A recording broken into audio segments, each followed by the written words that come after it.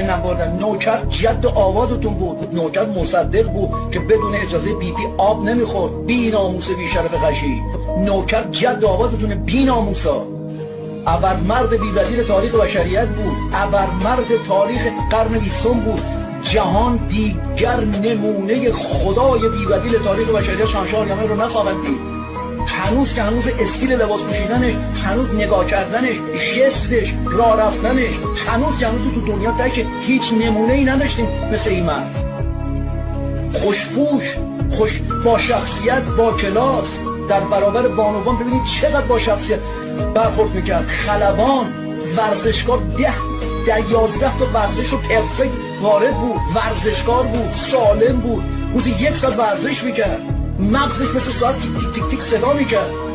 مغز اقتصادی بود، مغز نظامی بود، بی بدیل بود. تاریخ بشریت نمایش نخواهد دید.